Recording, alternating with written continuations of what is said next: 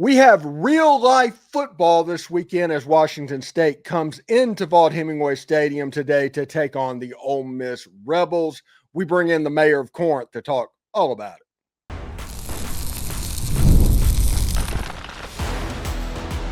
You are Locked On Ole Miss, your daily podcast on the Ole Miss Rebels. Part of the Locked On Podcast Network, your team every day. Welcome to the Locked On Ole Miss podcast, the most watched Ole Miss podcast out there. I'm your host, Steven Willis, a 10-year veteran member of the national media with Yahoo Sports and a former Ole Miss staff member. On today's show, we are going to talk about the Washington State game today and just kind of riff back and forth in this pre-game show with the mayor of Corinth for everybody that's heading up to Oxford. I know it's a quick turnaround with an 11:45 start, but maybe this will make your drive a little bit easier.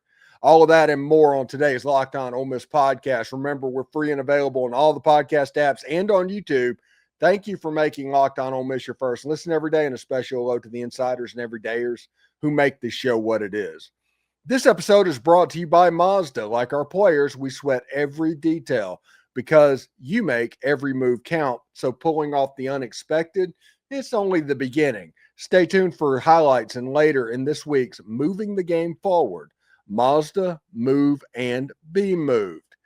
All right, so we need to bring in the mayor of Corinth. He obviously wasn't here last time. Tom, hey, are you going to the Washington State game? Oh yeah.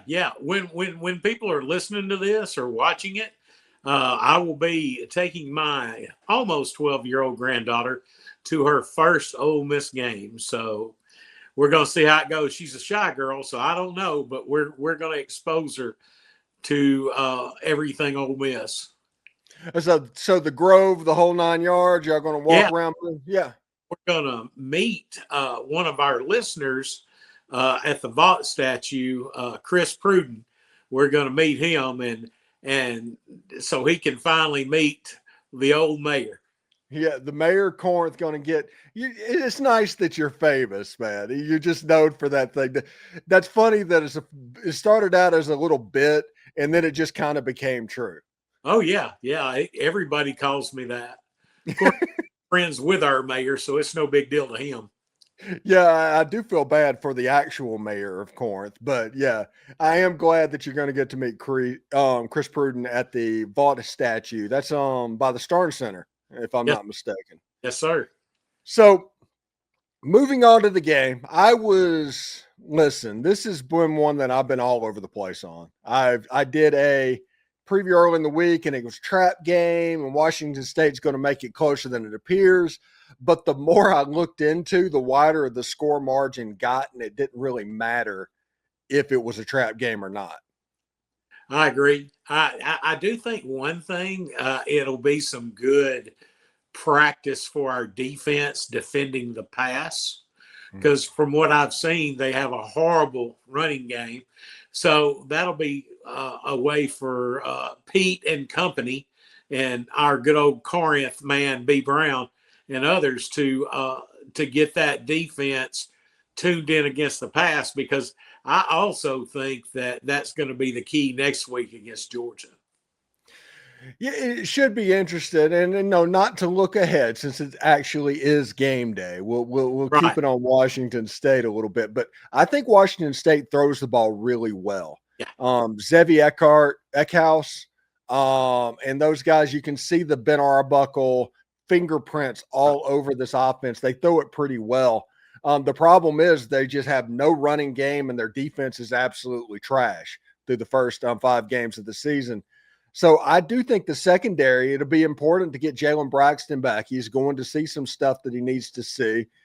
And with Ricky Fletcher and Chris Graves, and you don't hear so much about Antonio Kite, he's kind of following the Trey Amos thing from a year ago.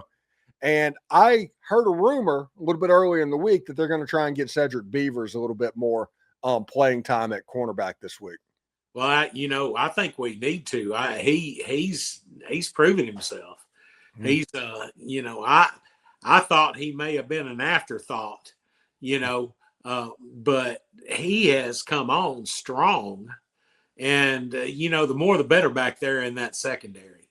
That's been my biggest surprise so far this year has been secondary play. And once again, just a shout out to B. Brown. I know he has something to do with it. And, of course, Pete Golding. But that secondary is playing better than I had dreamed it would play. Yeah, they've done a heck of a job on the back end of the defense. If you think about it, there was the Arkansas game that was really weird in the first half, but a lot of that had to do with explosive runs. We talked about Arkansas all week leading up to that their running game opens up their passing game. That's the difference between that game and what this game could potentially be. This is closer to what, honestly, Mike Leach had when he was in Washington State, where you're going to probably see the Ole Miss defense, just like they did against LSU, playing a bunch of drop 8 and saying, hey, run us out of it. Yeah, I think that's a good plan. From what little I've seen about Wazoo, it does kind of look like the old run and shoot type of offense, only it's just shoot. But yeah, I'm really looking forward to being there. That's going to be the best thing ever because, you guys know all my medical issues. I don't get to make too many Ole Miss games anymore, so I'm thrilled with this. Yeah, I hope you enjoy it, and I hope it's something that makes a little bit of memories with your granddaughter as well. Anyway, when we come back, we are going to talk to the old mayor about Jimmy Rogers, Pete Golding, Lane Kiffin, continue to talk about today's ball game with the Washington State Huskies right after this. But first, I do want to let you know, it's almost the weekend. Time to look back and crown this week's MVP on Who Delivered, powered by DoorDash. Just like you can win every Saturday with DoorDash streaks, saving more time and money every time you order. These players delivered when it mattered most. Let's break it down. For Florida, it was Dallas Wilson. He delivered in a big way. He completely bullied the Texas cornerback en route to his second touchdown. And when the pressure was on, he came through, no hesitation, no delay.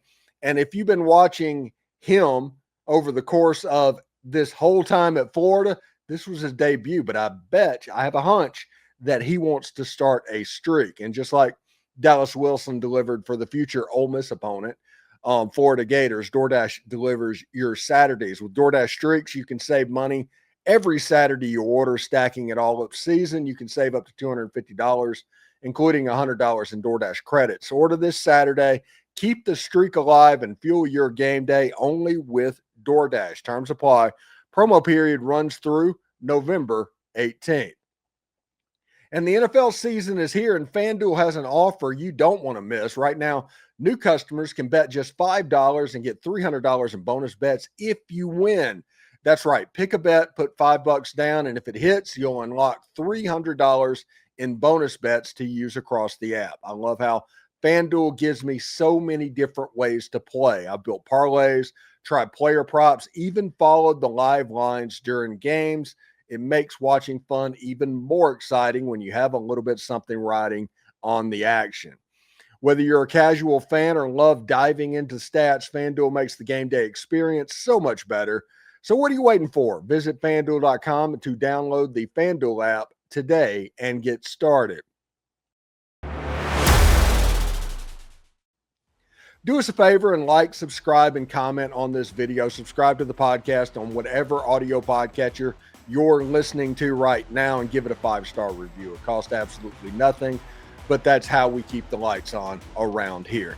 If you want more, join the Insiders program in the subtext link down below. No trolls, 14-day free trial, and the easiest way ever to cancel. Give it a try. And don't forget to check out a second listen on the network. Nearly every team, college or pro, is ready for you. So, Tom, one thing that's interesting in thinking about what's going on, we talked a little bit about Washington State and what they bring to the table. Let's talk about Ole Miss coming off of that September where, honestly, that was about as good as a September as Ole Miss fans have had in their lifetime, except for people that lived during the early 60s and late 50s, that time period. Ole Miss and Trinidad Chambliss and the living on island time and the defense getting better. then the recruit commits coming in. Everything just is kind of coming up Millhouse for Ole Miss right now. Ain't it great? You know, I'll be 60 in February, and this is the best time I've had as a Rebel fan in my lifetime, to be honest with you. The Lane Kiffin era has been wonderful. But yeah, we're getting better on defense every game. Our offensive line is playing cleaner and more together every game. You know, it's obvious now that they just had not played together much in the beginning because, you know, Kudas got SEC lineman of the week against LSU, if I remember right. And, you know, he was our weak link badly at the beginning of the season. So I just can't believe, and we've got weapons we haven't even used. We haven't used Haas because we've we've got the best tight end in college football, in my opinion. But golly, Daquan Wright, he's something else. But just everybody talks about Trinidad Chambliss, and I can remember before he was going to start. I said, I'm kind of worried about Chambliss. And my nephew, who's a huge Notre Dame fan, he's like, don't be. He's the real deal. Now, I don't know how he knew that, but he was correct. And it's amazing how Simmons has been good to him, you know, a lot, especially today. A lot of people are the me people, and he would, you know, he could have took the other direction and pouted around and griped and talked about transferring and all this stuff. But he's enjoying the moment just as much as Trinidad Chambliss is. That's amazing. Yeah, there's a picture that was taken by USA Today Images at the LSU game or after the LSU game that showed both Austin and Trinidad like celebrating with the fans after that game. Yeah. Austin, listen, I said this on my show. I don't expect much to come out of it because honestly, they're a good family. They're solid people. Now they have egos and they want to do well and all of that stuff that you still have to deal with. But when it comes to just being good people, they're really good people. And I don't expect anything to happen in the course of the game. Now, once January 2nd gets here and the transfer portal window opens up, it could mean anything. Right. But I do not expect anything to happen during the football season. Yeah, I don't. And, you know, if whatever happens, I wish him well because he's been nothing but class this year. Absolutely classy player, classy family, if we're going to be honest about that as well. Listen, this is a game to me.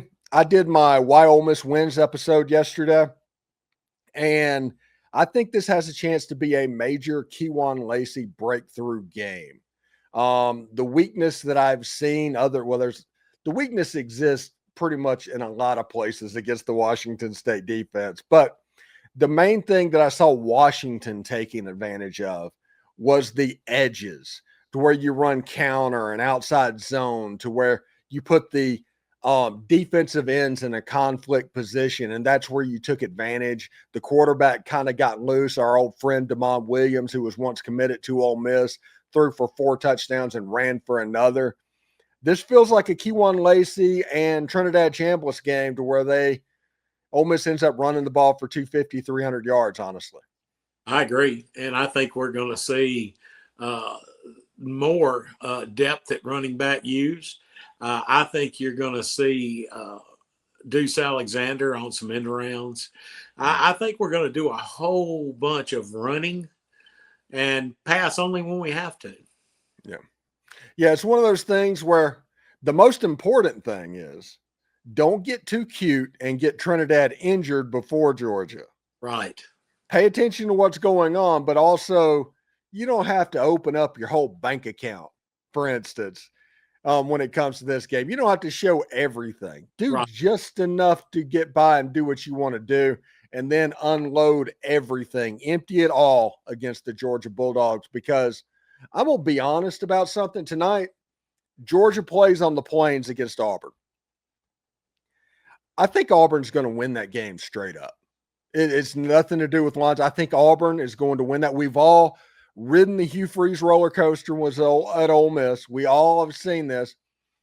They've struggled. They had a bye week. They have their biggest rival coming into Jordan-Hare at nighttime. That place is weird at night on Cam Newton Day that they retire his jersey. Auburn's not losing this football game.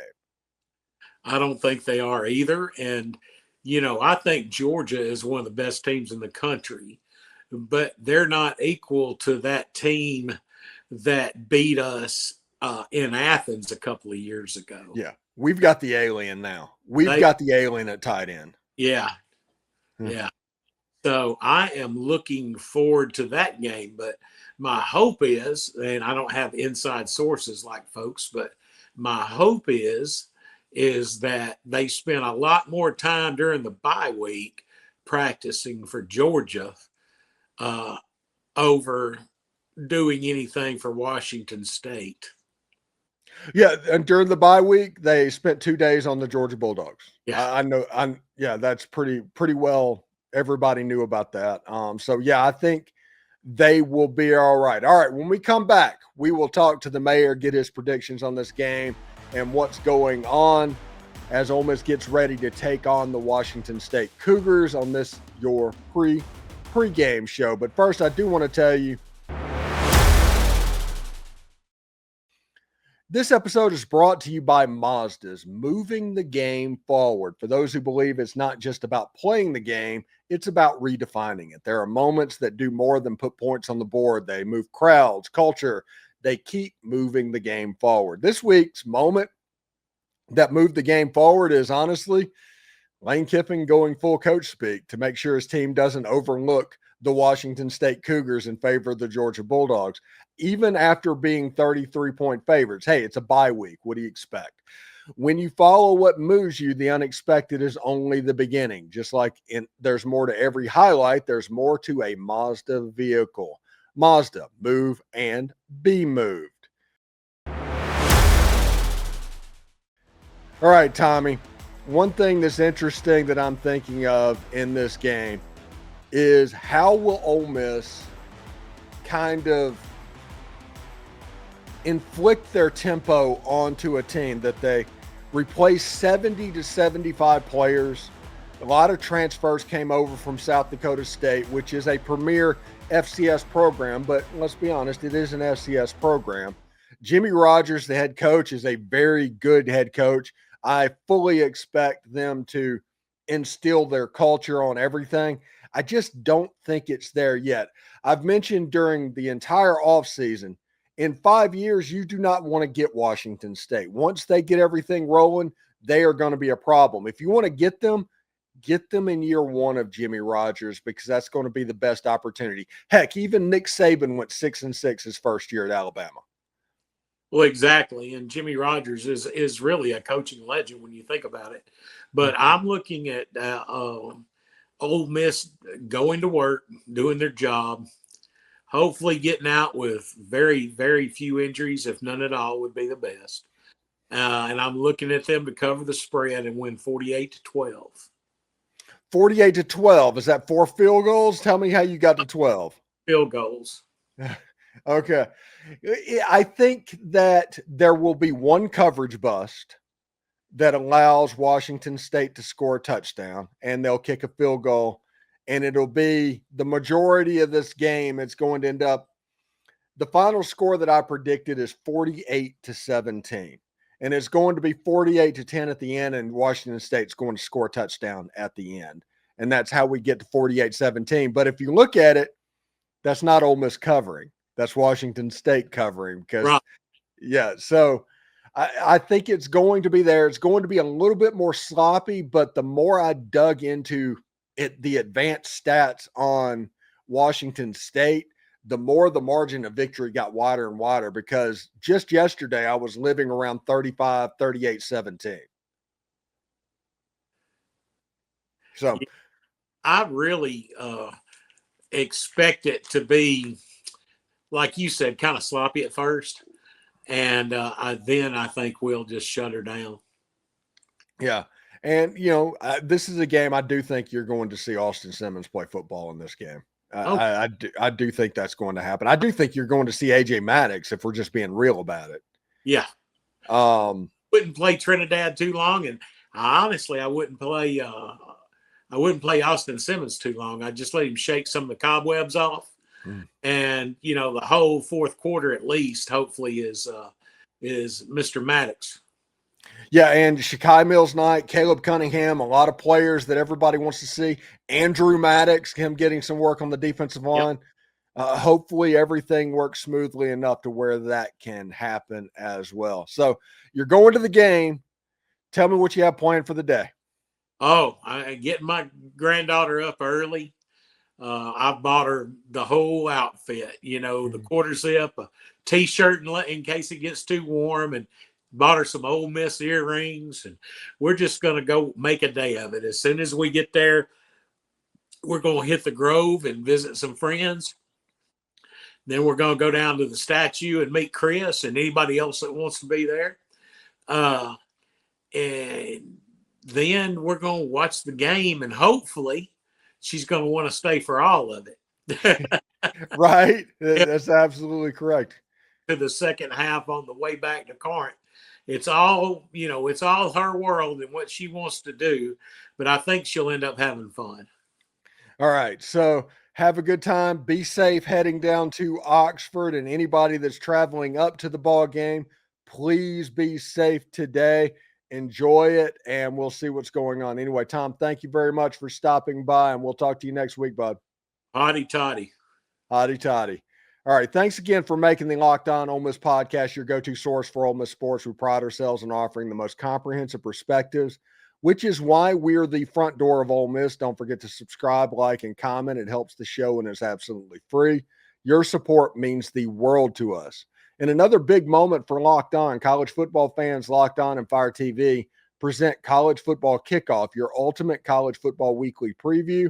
Drake Toll of Locked On Big 12 leads the conversation, longtime two-time AP Coach of the Year, Gary Patterson, and former college star Jesse Holley, along with Locked On's local experts as well. A college football preview that only Locked On can do. Catch College Football Kickoff every Thursday throughout the season, only on Fire TV. Hotty toddy, everybody, and remember, analytics is just the old English word that means bad football. We'll see you tomorrow.